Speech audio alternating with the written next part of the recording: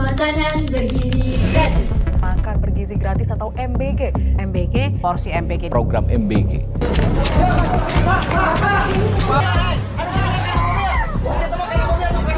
Kita pasti udah sering dengar dengan program makanan bergizi gratis ini.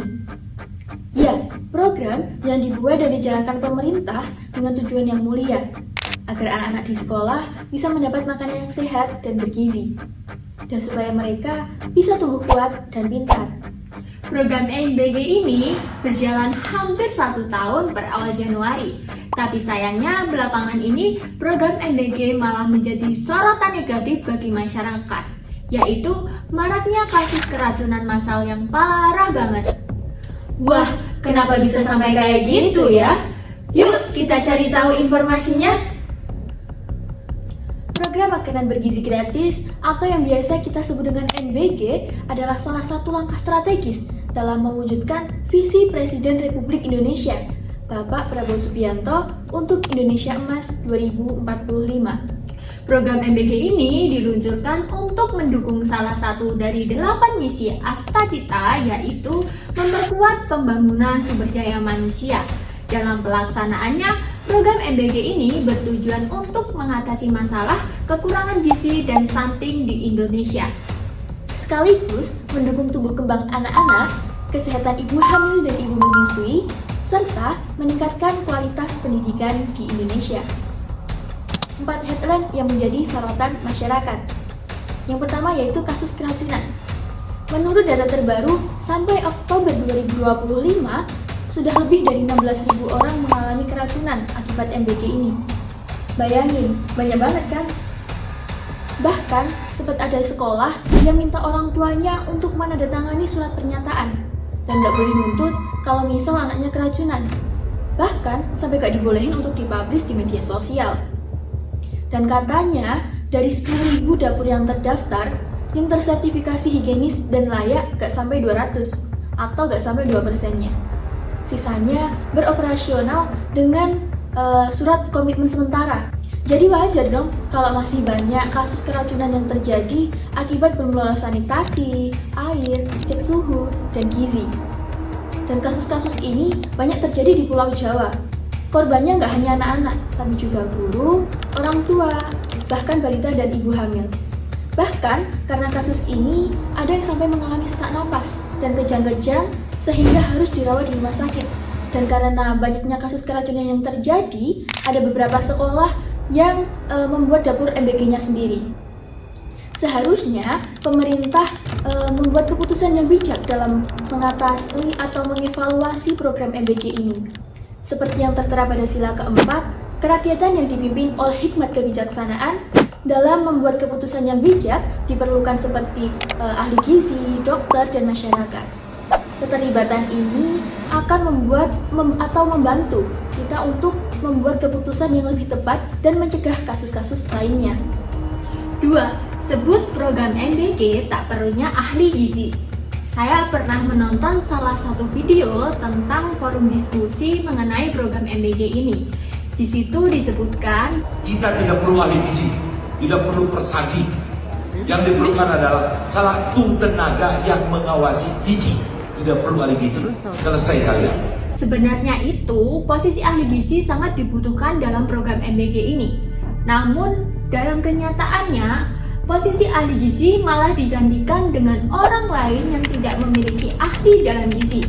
Menurut saya tidak adil sama sekali, gak sih? Seharusnya program MBG ini atau BGN itu bekerja sama dengan ahli gizi supaya tenaga profesionalnya terpenuhi sesuai dengan sila ketiga, yaitu Persatuan Indonesia. Menurut saya nilai persatuan harus diperkuat dengan cara bekerja sama dengan ahli gizi maupun dokter untuk mensukseskan program MBG ini. Nah, seharusnya itu di setiap SPBG itu ada seorang ahli gizi maupun ahli sanitasi agar dalam proses pendistribusian itu terjamin aman dan juga bersih. Dalam video tersebut ada juga seorang wakil ketua DPR, Bapak Jujun, itu juga mengatakan bahwa sebenarnya itu semua bisa mengisi posisi ahli gizi, tapi dengan melakukan pelatihan selama 3 bulan. Mendengar itu, publik itu sangat tidak diterima. Soalnya kedengarannya itu sangat meremehkan sekali seorang profesi ahli gizi. Nah, karena video tersebut viral, akhirnya Bapak Cucun itu berklarifikasi. Dia menyebutkan bahwa katanya dia tidak bermaksud untuk meremehkan seorang ahli gizi maupun dokter. Padahal menurut saya itu, seorang ahli gizi itu tidak hanya mempelajari mengenai penghitungan kalori saja. Mereka itu juga belajar mengenai metabolisme, biokimia, sanitasi, perencanaan menu, food safety, dan juga balance nutrition. Dan dengan waktu 3 bulan itu tidak akan mengcover seluruh ilmu tersebut. Nah, yang ketiga yaitu respons Prabowo terhadap kasus keracunan MBG. Nah, dalam acara peluncuran digitalisasi pembelajaran untuk Indonesia Cerdas pada Senin 17 November 2025, Bapak Prabowo menyebutkan bahwa kasus keracunan yang dialami siswa ini merupakan sakit perut biasa. Dan Bapak Prabowo ini mengatakan bahwa saat di rumah beliau juga sering salah makan karena kurang cuci tangan.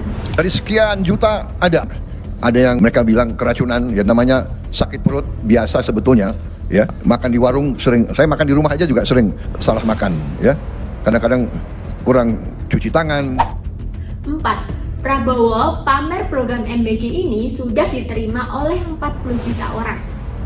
Nah, pada sebuah pidato, Prabowo Subianto itu memamerkan program makanan bergizi gratis atau MBG di Indonesia yang telah mencapai sasaran yang sudah diterima oleh 40 juta orang. Nah, dengan membutuhkan waktu sekitar 1 tahun. Padahal luar negeri itu biasanya membutuhkan waktu yang cukup lama untuk menjalankan program makanan bergizi gratis ini. Prabowo itu membandingkan program MBG ini dengan negara Brasil yang dimana membutuhkan waktu kurang lebih sekitar 11 tahun untuk menjalankan program makanan bergizi gratis ini. Tak hanya itu, Prabowo itu belum merasa cukup puas dengan capaiannya saat ini karena sebanyak 82,9 juta sasaran MBG ini, namun yang masih menerima program MBG ini masih 40 juta orang dan sisanya belum menerima program MBG ini. Presiden Brazil menyampaikan ke saya, Brazil memerlukan 11 tahun untuk mencapai 40 juta. Kita belum sampai 12 bulan. Menurut kami, mengenai program MBG ini, seharusnya pemerintah melakukan pemberhentian sementara untuk dilakukannya perbaikan operasional secara keseluruhan. Dan tidak hanya itu, seharusnya pemerintah melakukan quality control yang ketat dan harus adanya edukasi. Jadi teman-teman, pada kasus keracunan MBG ini menjadi pelajaran yang sangat besar bagi kita semua, bukan? Bahwa sebenarnya itu makanan yang sehat bukan hanya tentang gizi saja, melainkan juga tentang keamanan dan kebersihan. Kita harap pemerintah dan semua pihak yang terkait dalam program MBG ini cepat bertindak dalam mengatasi kasus keracunan MBG ini. Jadi program MBG ini gak hanya tentang gizi saja, tetapi program ini menjadi program yang aman dan bermanfaat bagi anak-anak di Indonesia. Nah, dari informasi yang kita sampaikan, apakah teman-teman sudah paham dengan topik yang kita sampaikan?